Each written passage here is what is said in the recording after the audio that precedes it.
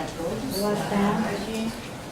Nós hoje vamos continuar um tema que a gente trabalhou há 15 dias atrás, que foi acerca da significação de nossas necessidades básicas. No sábado anterior, há 15 dias, nós trabalhamos a significação das necessidades básicas para a nossa vida no geral. E dissemos que hoje nós trabalharíamos juntos a significação das necessidades básicas na produção do nosso campo mediúnico. É o que todos nós somos, um campo mediúnico. Até bem pouco tempo, nós achávamos que médiuns eram apenas aquelas pessoas que já alcançaram um volume social mediúnico maior. Então a gente considerava médium o senhor Francisco Cândido Xavier, o senhor Divaldo Franco, o senhor Mauri Rodrigues da Cruz, o senhor Peixotinho, a senhora Ivone Pereira, etc. E tantos outros. Hoje não.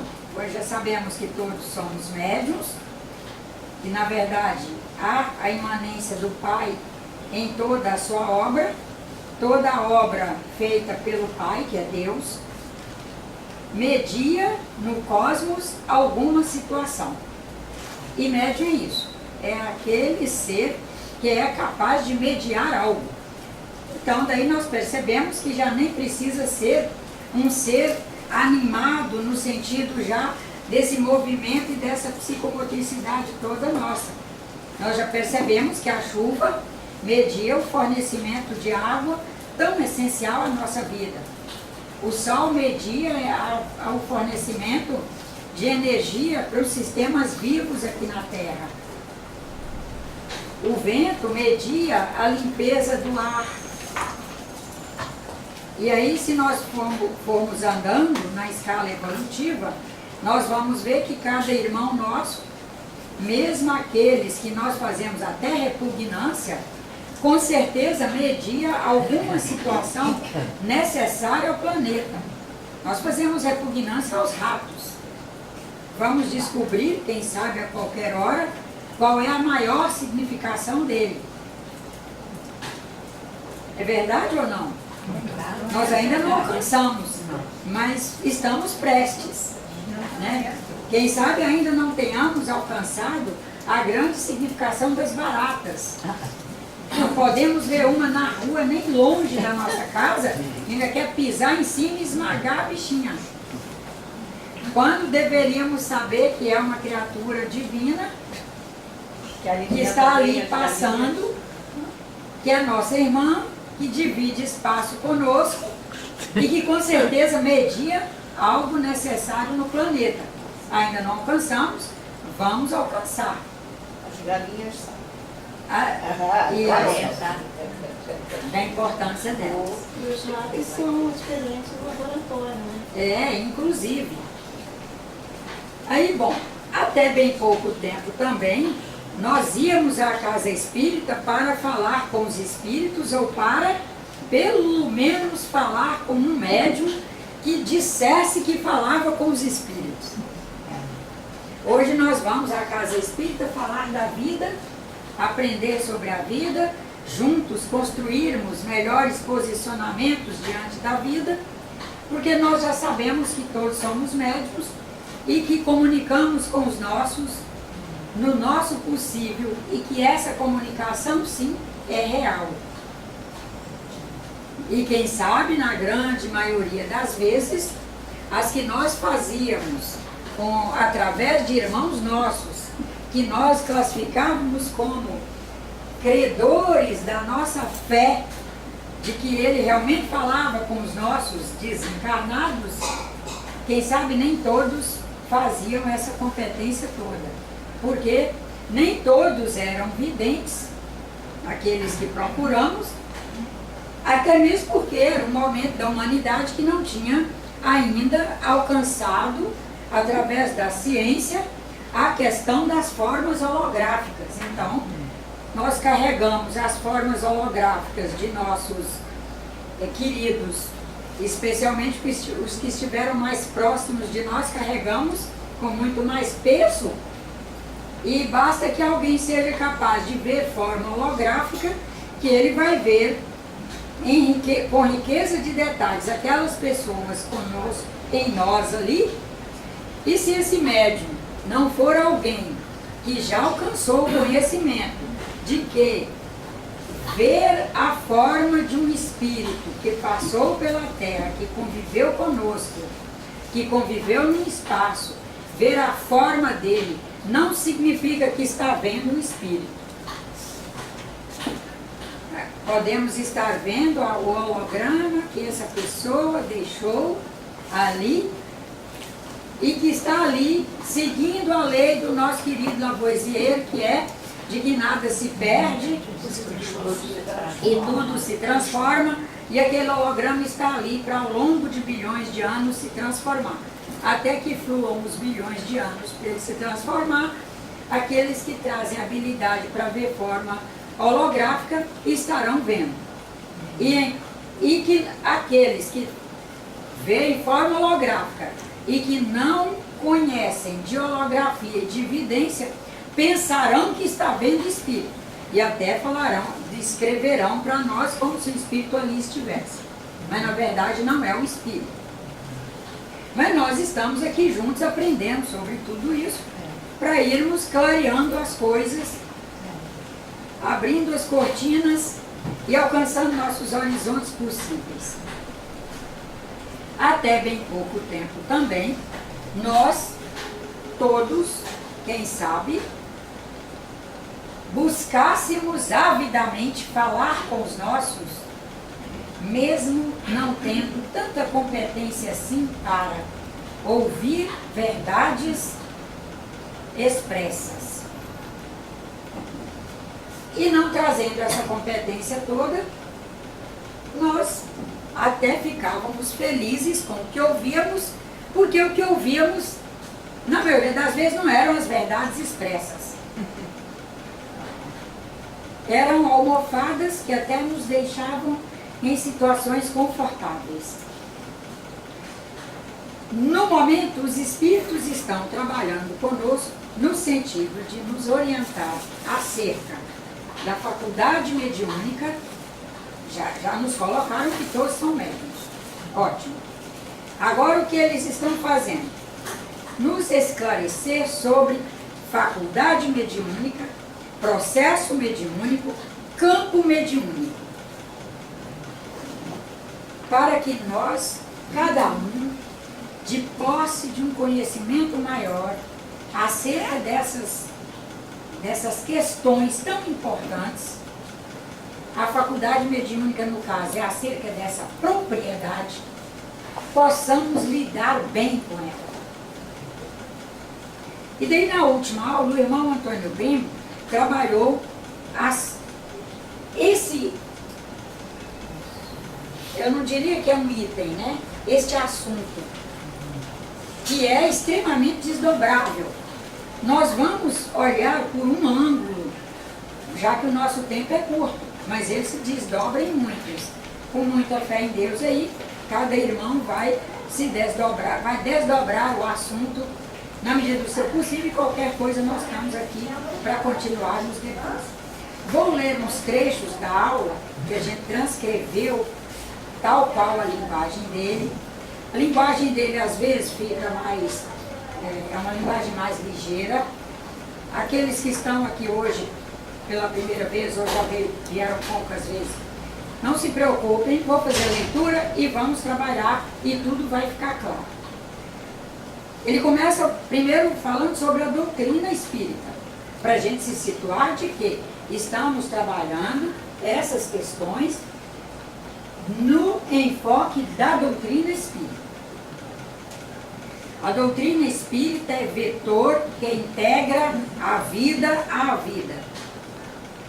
A faculdade mediúnica, inerente a todo homem, é a capacidade que cada um tem de mobilizar o processo do seu interior no alcance do mundo visível e do mundo invisível, numa relação de comunicação da chamada cadeia linear e do fluxo espiral que intensifica e faz crescimento da identidade de cada um.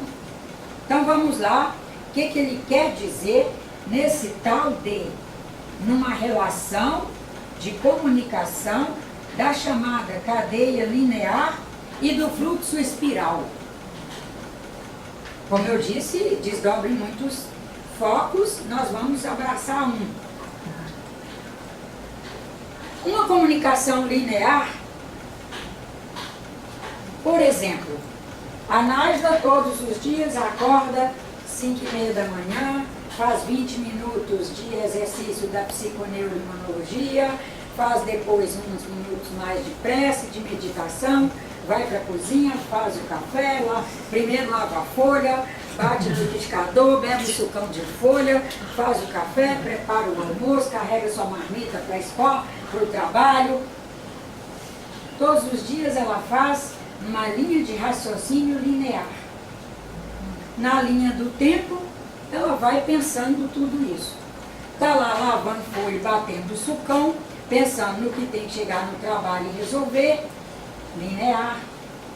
No atendimento do dia anterior, que não ficou completo, tem que continuar hoje. Na entrega do material que não veio tão bem assim, tem que ligar para resolver. Aquela questão que tem que tratar de ligar para a secretária da sogra para saber se está tomando chá, se está tomando remédio, se melhorou a gripe, a virose, etc. Linear. Numa linearidade, nós vamos fazendo. Vamos pensar numa linha de raciocínio espiralada, inclusive dentro desse próprio linear.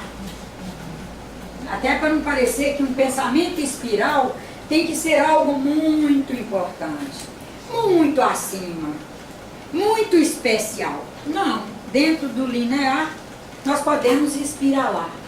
Eu posso dizer assim, mas meu Deus, todos os dias tem que falar com aquela senhora que tem que beber o chá? Numa linha espiral, é uma filha de Deus, é a mãe do meu marido, eu escolhi casar na família, com certeza há missões, e faz parte das minhas missões na família, cuidar. E eu devo cuidar com o melhor que eu tenho, da melhor forma que eu posso, com paciência, energia e amor no coração. Esse é o pensamento espiral. Ele arranca do menor para o maior. Ele arranca de um fazer puramente mecânico para um fazer com a alma. Para o fazer do ser. E é um ser fazendo para outro ser. É um ser fazendo com outro ser. É com vistas no ser. É com vistas na humanidade. É espiralização do pensamento. Que o processo mediúnico, que nós estamos aí para viver, através da expressão da nossa faculdade mediúnica, todos os dias requererá de nós. E pobres daqueles que não alcançam a espiralização, porque eles estão sempre lamuriando, sempre achando que o fardo é pesado, sempre achando que faz demais, sempre achando que é muito bonzinho. E o outro é o malzinho, e o outro é o que não se esforça, e o outro é o que não faz a parte dele, e vira uma queixa e um adoecimento, que começa na alma. Não estamos falando do espírito, porque o espírito não adoece. Nós estamos falando a alma do conjunto aqui. Esse conjunto, além de espírito, há outras almas. Por exemplo, a alma da bondade. Eu posso adoecer a alma da minha bondade. Eu posso adoecer a alma da minha competência. Trago algumas competências, cada um traz. Na medida que nós não cuidamos de catalogar bem as coisas para nós, à luz do ser, à luz da divindade, efetivamente à luz do cristianismo, que é o amor ao próximo, o amor à vida, nós podemos ir adoecendo nossas próprias qualidades morais. Nós já as alcançamos em algum nível, poderíamos exercê-las naquele nível que alcançamos, com qualidade, exercê-la saudavelmente, mas nós começamos a exercer doentiamente. Até aqui está indo mais ou menos. Aí o irmão Antônio Grimm, vamos lá no que ele diz de faculdade mediúnica, resumindo essa leitura que fiz. Faculdade mediúnica, capacidade que cada um tem de mobilizar-se, mobilizando o processo do seu interior no alcance do mundo visível e do mundo invisível, numa relação de comunicação da chamada cadeia linear do fluxo espiral, que intensifica e faz crescimento da identidade de cada um. Esse último pedacinho eu copiei de um outro trecho da aula.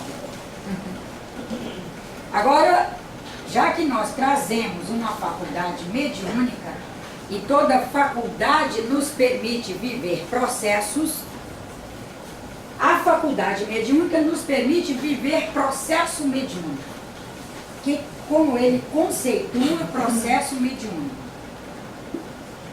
Processo mediúnico é dinâmico no tempo e no espaço, ou seja, no tempo que eu vivo, no espaço que eu ocupo, com a faculdade mediúnica que já construída, é a minha propriedade mediúnica, eu vivo o processo, que é esse interminável movimento do fazer.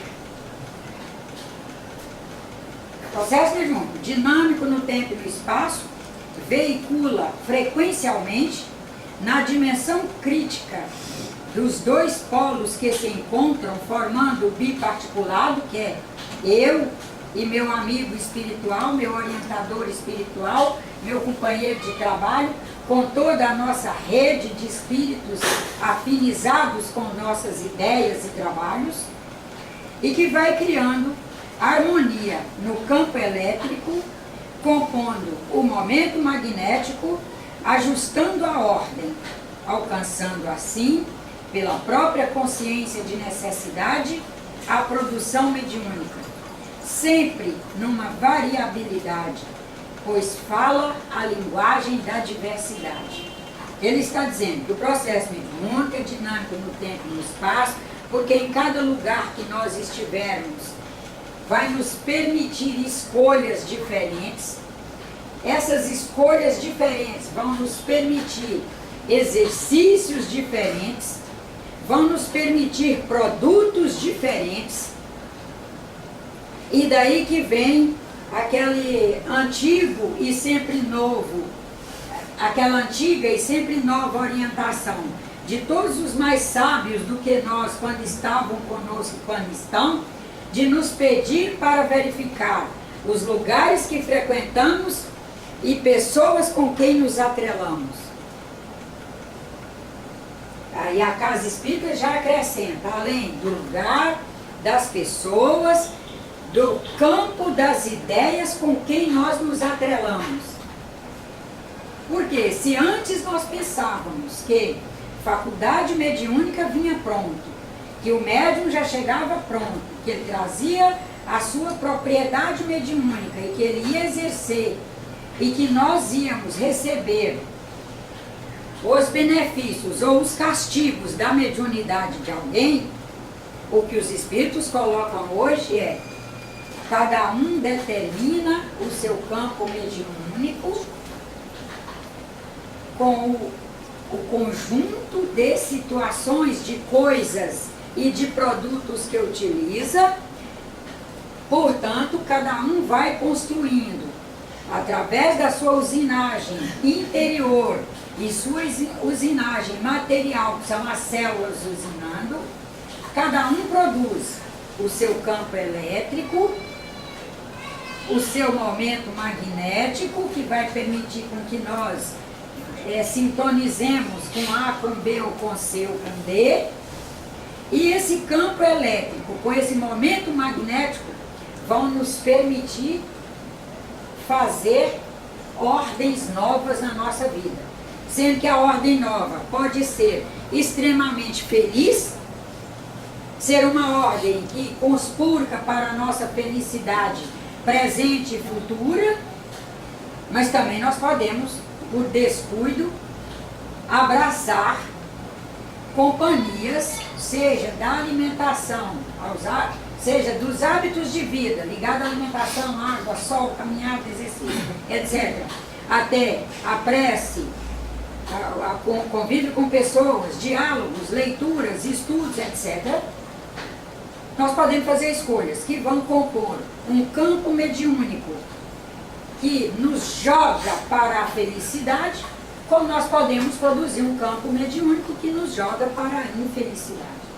E esse é o principal motivo, quase com certeza, do irmão Antônio Grêmio estar trabalhando isso com tanto fervor nas últimas aulas. Aí vamos lá, como ele conceitua o campo mediúnico. Que o processo é a lida do fazer. É o andamento. Mas e esse campo mediúnico? Como é que está sendo conceituado por espíritos orientadores de casas espíritas? Campo mediúnico. Na soma do espírito encarnado, com tudo que é possível a ele se vincular, através da sua rede de interação e de comunicação com as múltiplas realidades, compõe um espaço privilegiado que representa luz, conhecimento, sabedoria, evolução, determinando princípios, metodologias, comportamentos para que o médium possa alcançar e dominar a macrocultura humana onde vive. Olha que os espíritos não nos colocam submissos. Vou repetir. Eles nos colocam sempre sujeitos na ação, tá, gente? Vou reler a pedido da Luísa, perdoem aí se ficarem com impaciência. Uma senhora pediu, a gente atende, né? Eu também quero. Campo mediúnico. A soma do espírito encarnado, através de sua rede de interação e comunicação com as múltiplas realidades aí incluem espíritos encarnados e desencarnados, inclui assuntos, inclui objetivos, espaços físicos, inclui tudo. Essas múltiplas realidades, está dizendo que é a capacidade que nós temos de fazer sintonia com tudo que existe. As múltiplas realidades compondo um espaço privilegiado. Esse espaço aí, importante a gente se tocando, que ele não é um espaço apenas físico, ele é físico também. Quando uma pessoa está indo pela rua e a 100 metros ela enxerga a Nájila, ela já enxerga algumas coisas que essa pessoa aqui dissipa. E já vai encontrar a Nájila, quando chegar a encontrar fisicamente, que as duas estiverem aqui, uma diante da outra, ela já vai ter vivido emoções, boas ou ruins, em função do espaço que essa criatura dissipa. Isso é para dizer que espaço, quando fala na doutrina espírita em espaço, nós estamos dizendo espaço físico e espaço de sentido. O espaço de sentido se desdobra em muitos sentidos. É só da gente pensar, por exemplo, nos valores universais, aí nós já vemos em quantos espaços um espaço de sentido desdobra. Espaço de sentido ligado à bondade, ligado à disciplina, ligado à fraternidade, ligado à solidariedade, ligado a ter uma linguagem confortável, ligado a ter uma linguagem que é extremamente desconfortável. Ai, meu Deus, já vou encontrar essa mulher, cada vez que eu encontro fala coisas horríveis. Ai, Jesus. Deixa eu atravessar para outra calçada. Cada espaço de sentido que a criatura construiu. E que o outro não quer chegar a esse espaço físico porque ele já conhece o de sentido. Então vamos lá. Compõe um espaço privilegiado. Por que ele chama de privilegiado? Mesmo sem ter certeza se a gente está fazendo um espaço realmente privilegiado no bem, ou se é privilegiado no sentido... ai meu Deus!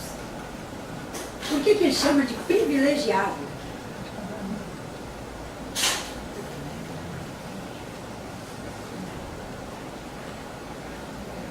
Grosseiramente, seria uma benção, né? A gente tem que passar por aquilo dali.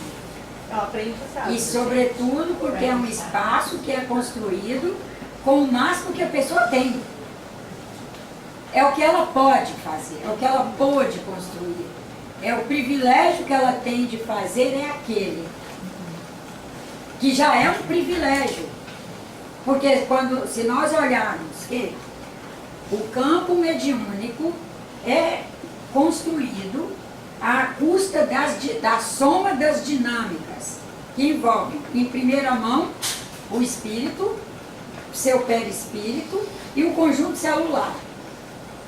Mesmo que eu não admitisse a interação com os senhores todos que estão contribuindo para eu construir esse campo mediúnico, mesmo que eu não admitisse essa colaboração maravilhosa, mesmo que eu não admitisse a colaboração, agora vamos para um espaço maior, cósmica, que é maravilhosa, mesmo que eu não admitisse isso, e só admitisse, por exemplo, o celular, o conjunto de células, eu já olharia e diria, eu não sei fabricar uma célula.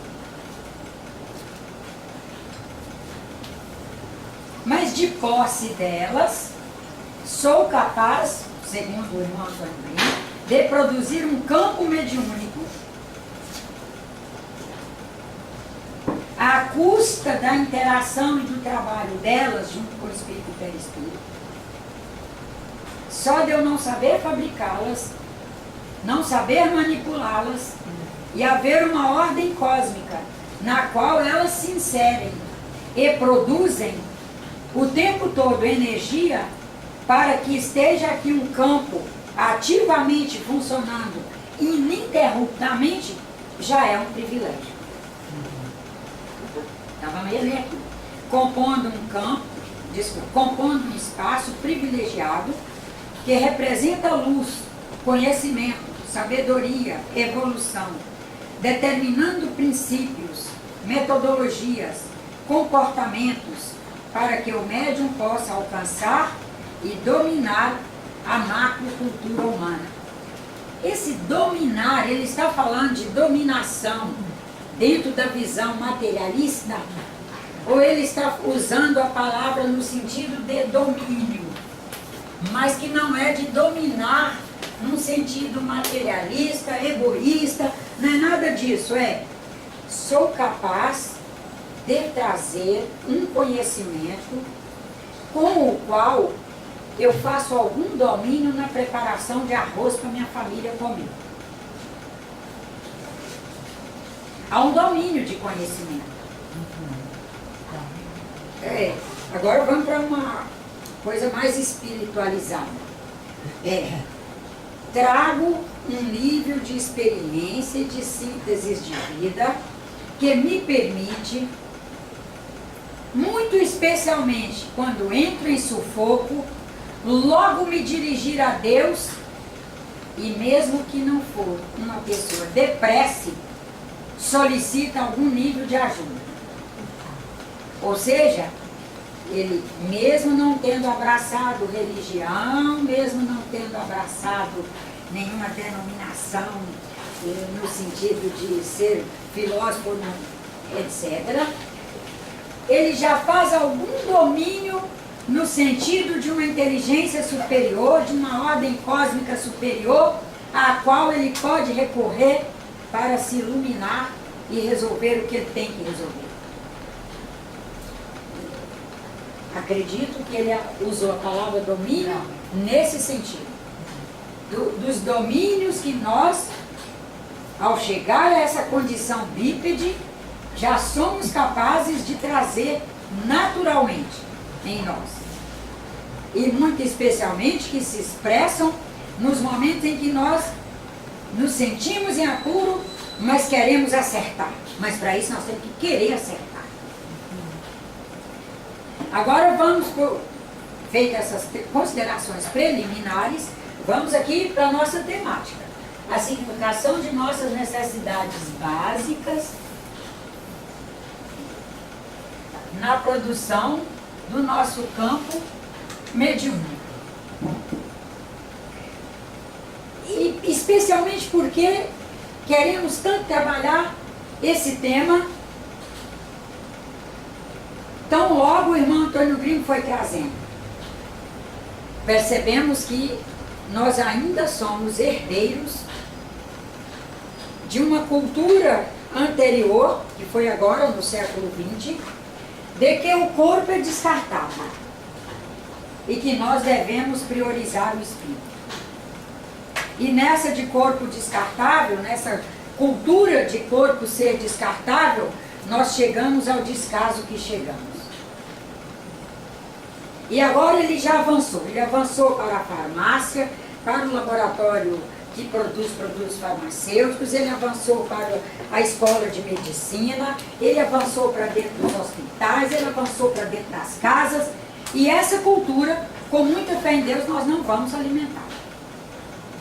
Nós vamos cada um desalimentá-la para deixar de existir. Primeiro porque sabemos que o corpo físico, aqui encarnados, ele é um servidor do Espírito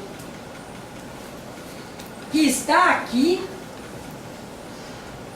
num projeto missionário, probatório, expiatório, com algumas nuances kármicas que ele precisa se alcançar melhor para resolvê-las. E nós não podemos tratar esse servidor como descartável. Porque é o que ele não é. E o detalhe não é descartável, é retornável para a terra. Há 2000 anos Cristo já nos disse, viestes do pó, ao pó retornarás. Ele não disse que nós íamos ser jogados, que nossos corpos seriam jogados fora. Ele nos disse que retornaria. Nesse retornaria, ele já deixou aberto para a gente saber que retorna ao pó e depois retorna a novas configurações e compõe novos corpos. E esse corpo físico, que é o servidor de primeira instância do espírito encarnado, aqui no planeta, tem suas necessidades básicas. Como ele é o servidor do espírito, essas necessidades básicas não atendem somente a ele.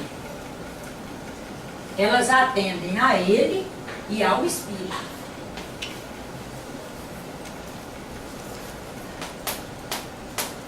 Vamos pensar na água.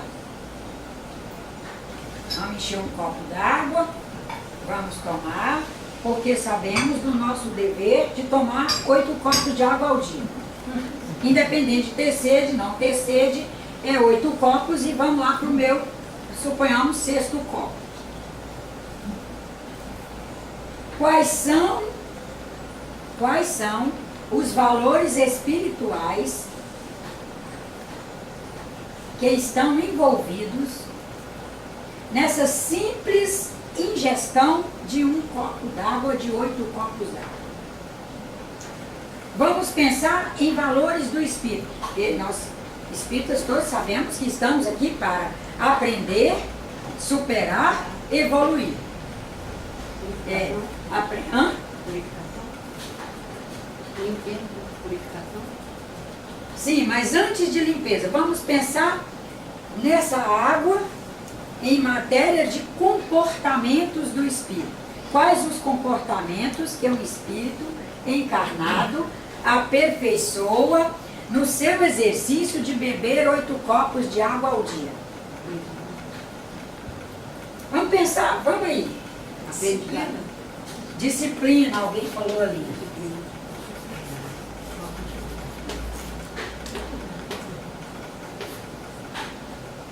Será que nós bebemos qualquer água? Não. Selecionamos a água. Sim. Qual é o valor universal aí que nos ensina a selecionar? Total. Vamos pôr uma palavra bem do dia a dia? Cuidado. O cuidado. O zelo. Zelo. O que mais? Que a simples ingestão de um copo d'água, o espírito está aperfeiçoado. Não, nós estamos falando de valores do espírito. Valores para o espírito. Por exemplo, se eu tiver muita preguiça, será que eu bebo 8 copos de água ao dia ou eu prefiro ficar deitada numa rede? Me desidratando nos 40 graus do Rio de Janeiro, ou então prostrada num sofá diante de uma TV em que eu vou apertando o botãozinho. Aí reclama que tem muito canal de outra religião, reclama que o programa está ruim, reclama que o jornal só fala a mesma coisa, e etc. Reclama, mas não toma atitude nenhuma. Eu sou assim. Então, certo?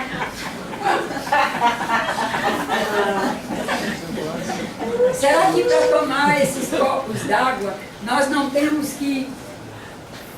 Energia, temos que ter energia. Energia. Força de vontade. Força de vontade. Eu vou pôr aqui esse força de vontade, porque, na verdade, energia todos têm. Energia todos temos, graças a Deus. O valor aqui é a força de vontade.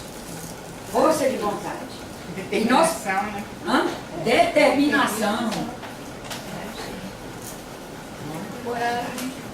Coragem. Beber ou não beber. Beber ou não beber. Mas o beber ou não beber, o eis a questão é porque a gente está viciadinho em coisas Outra coisa. coloridas, flavorizadas, adoçadas, coradas. E também estamos com... A gente não tem nada, né? Botado. A gente não tem nada aqui bem... Paladar Não, porque o inventado. Espiritismo não trabalha com rótulos. Mas nós aprendemos a gostar de rótulos, né? Alguma coisa que vier numa garrafa, mas isso aqui, meu Deus, não tem graça.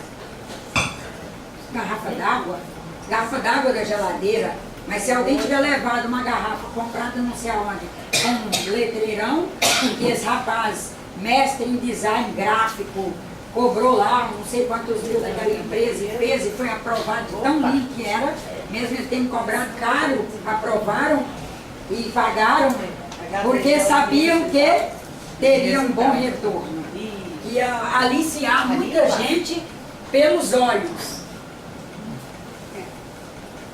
E podem saber que o mecanismo é esse. Tá. Então, veja, para fazer o atendimento de uma das necessidades básicas, quanta coisa boa nós mobilizamos para o espírito.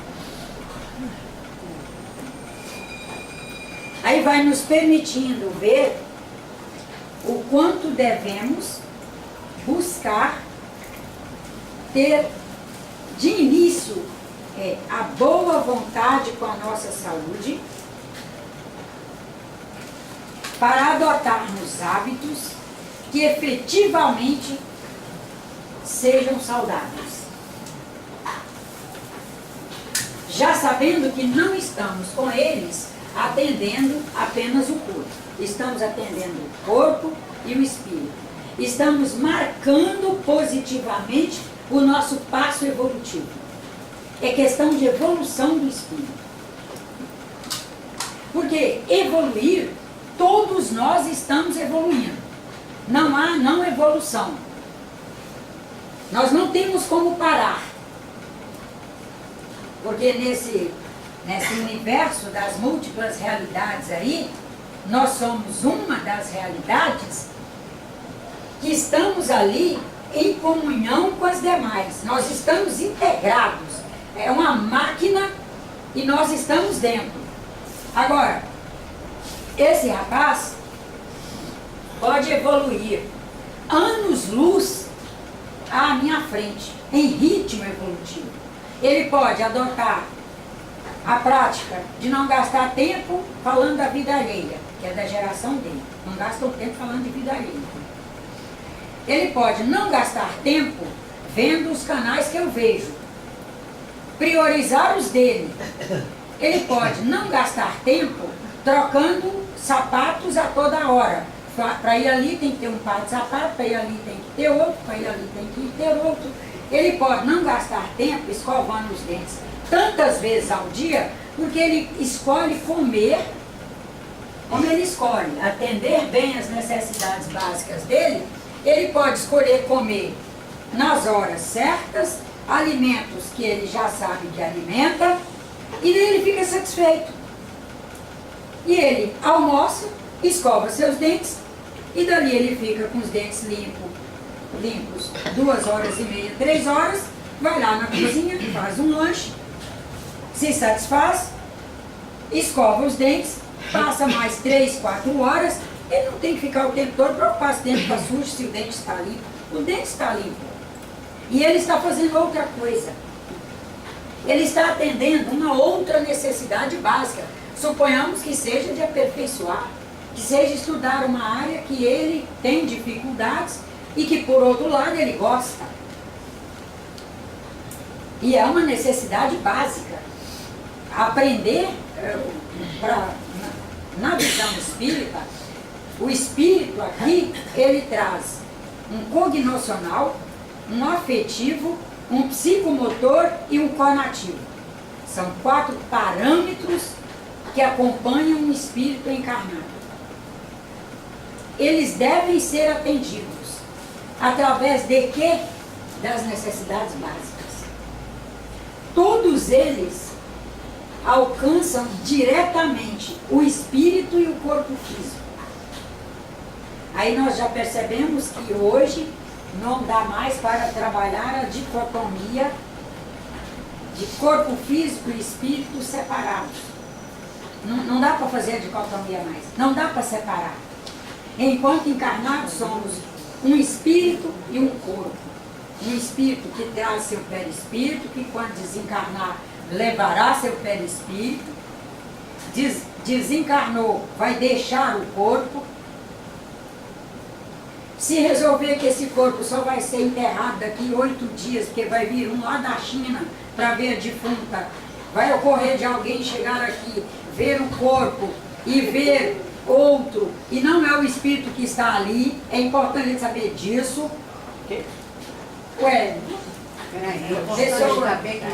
saber que o espírito desencarnou, foi embora. Já foi. Já vai. Ele não permanece até Não que permanece. encerre alguma coisa. Velório, não. Nada. Quando a senhora chegar num defunto, e a senhora vê o defunto, e vê ao lado a holografia do defunto, a senhora não está vendo o espírito ao lado, não. A senhora está vendo a holografia, que é aquele corpo que está ali, evolando os fluidos que o espírito deixou. Na evolução, se a senhora for alguém que enxergar a forma holográfica, a senhora vai ver como se existisse o defunto deitado e ele ali, seja em pé, seja sentado, seja deitado por cima, de lado, por baixo, mas o certo é que é holografia. O espírito já foi. O espírito já foi. Eu tinha a crença que o espírito permanecesse até Não. que terminasse tudo. No Até entendimento que espírita, não. Eu não sei se foi alguma coisa na minha cabeça, não, mas recentemente eu estive num enterro da mãe do meu genro. E quando eu vi o corpo, eu rezei, falei com ela e disse, descanse em paz, porque seu filho vai ficar bem. Não sei se é uma impressão minha, não. Mas antes, a luz no local estava perfeita. Quando eu comecei a falar com ela, a luz piscou.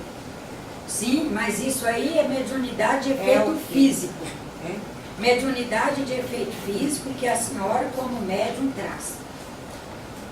Que eu tenho. Quem mexe com luz piscar, panela bater na cozinha, esse livro sair daqui, viajar para cá, esse som parar nesse banco, sozinho, sem ninguém mexer, esse ninguém não existe.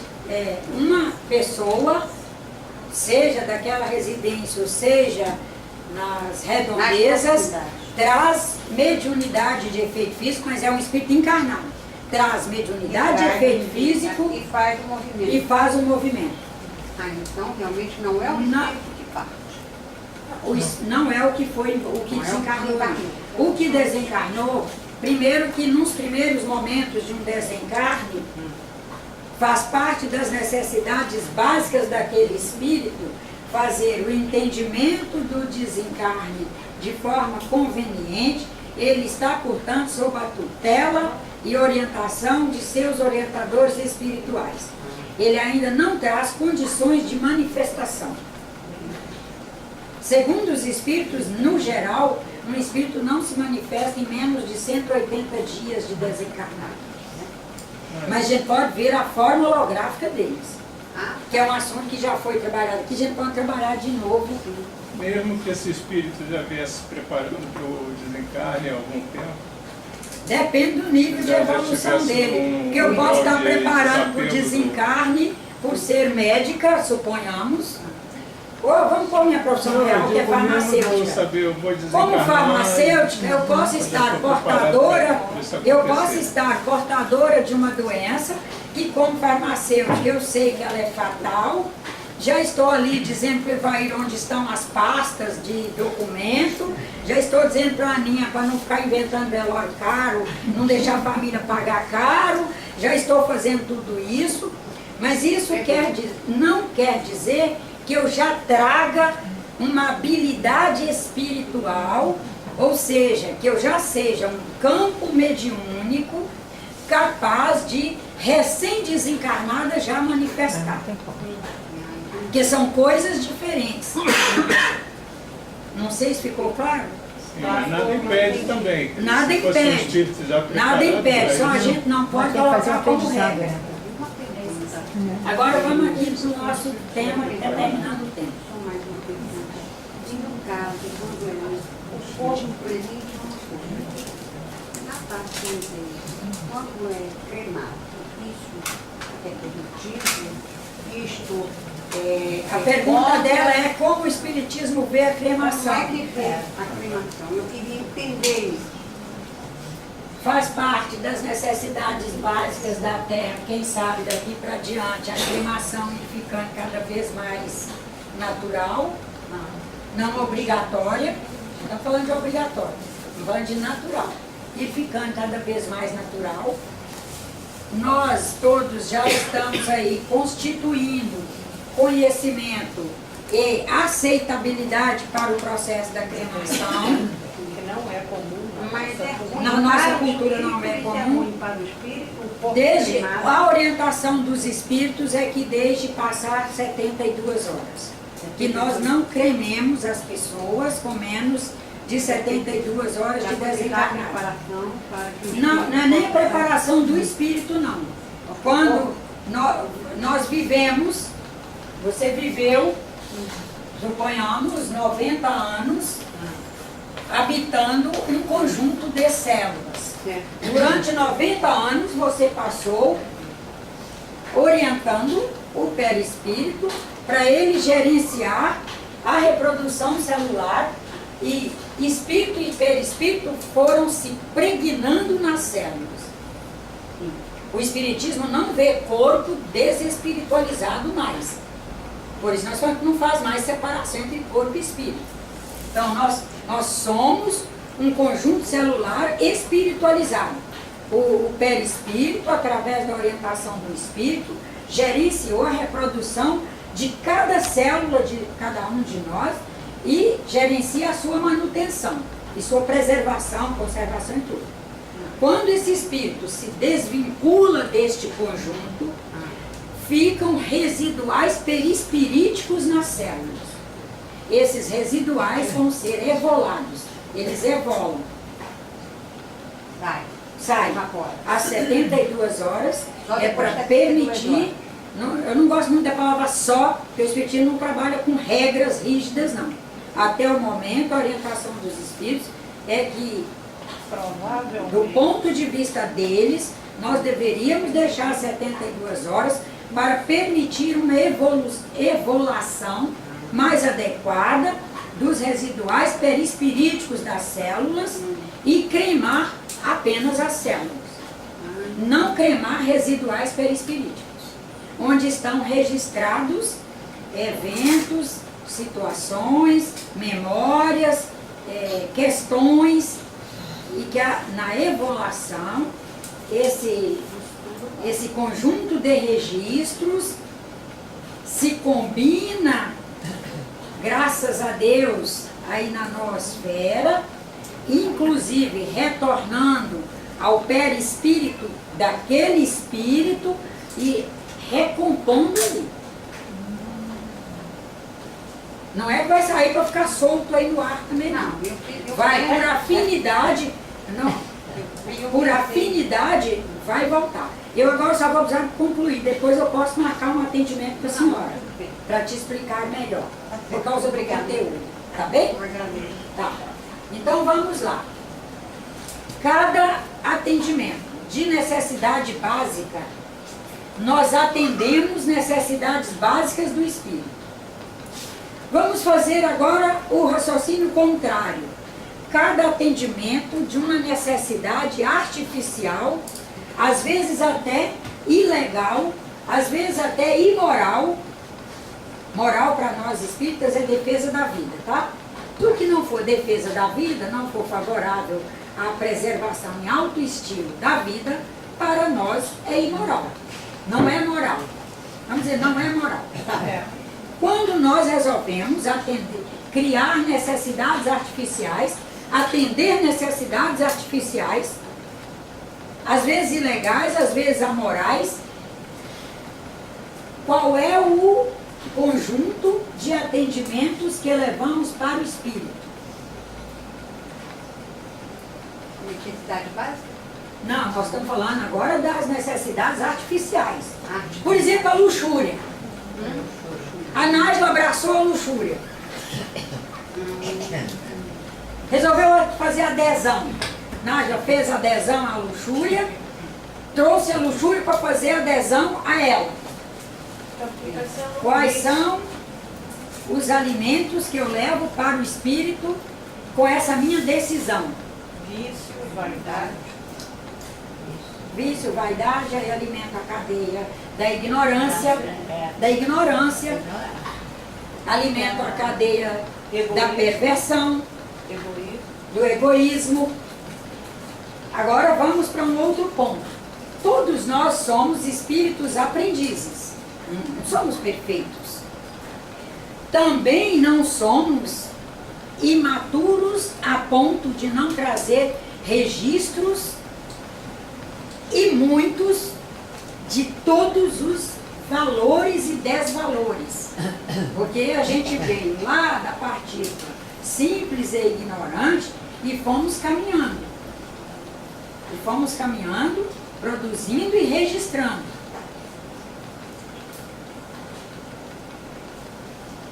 Trazemos esses registros todos. Estão aqui, mas estão guardadinhos. Fazem parte do disco rígido. Mas está aí, sob controle. Na medida que começamos a alimentar a criar necessidades artificiais, alimentar necessidades artificiais, que nós vamos mandando para o nosso interior esses elementos vinculados a essas necessidades artificiais, eles se somam a esse conjunto que estava até então sob controle. Seremos capazes de suscitar comportamentos que nós já tínhamos sob controle. Estavam fora de nossas práticas. Seremos capazes de suscitar. Provavelmente alguém aí já conviveu com situações assemelhadas, com pessoas.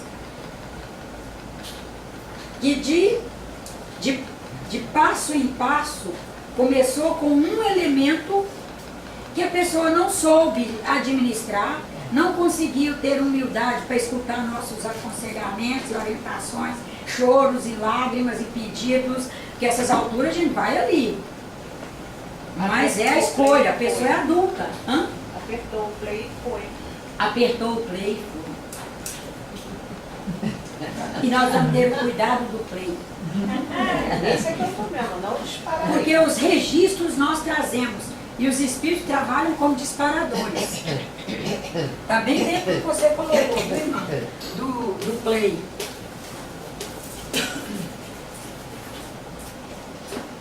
Nós trazemos os registros, eles estão sob controle, não fazem parte de nossas práticas mais, mas nós podemos começar a enriquecê-los com disparadores atuais.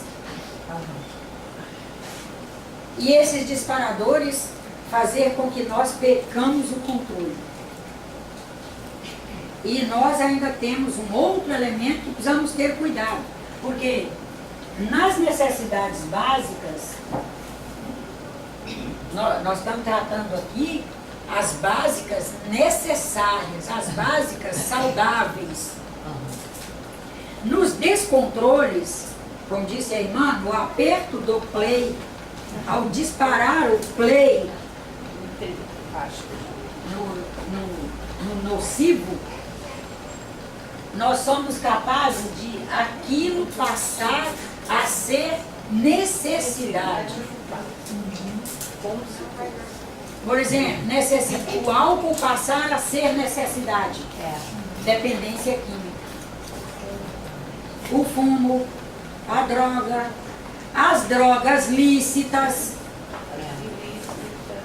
Não, quando falei droga, já está logo na cabeça de todo mundo que é ilícita. Mas e as lícitas? Vamos aqui para finalizar nas lícitas. Como elas se tornam prejuízo ao espírito. E quero já ressalvar, não é defendendo laboratório não. Os laboratórios, quando desenvolvem os produtos, desenvolvem para atender necessidades básicas. Viu, gente? Eu vou falar de droga lícita aqui agora, não é falando mal das drogas não. Trabalhei em laboratório de desenvolvimento de produtos. E era em minha função desenvolvimento de produtos novos. E a gente se desdobrava, se esfolava. Era capaz de varar para a noite adentro, sair 4 da manhã. Se uma reação não chegasse a termo no tempo, largar para trás a gente não largava. Porque era questão de honra nossa desenvolver aquele produto que a humanidade estava sofrendo por falta dele.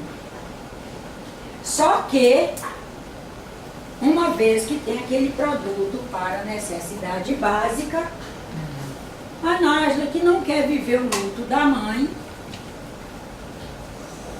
começa a beber aquele produto. Ah, minha mãe morreu, eu estou triste. Vou tomar.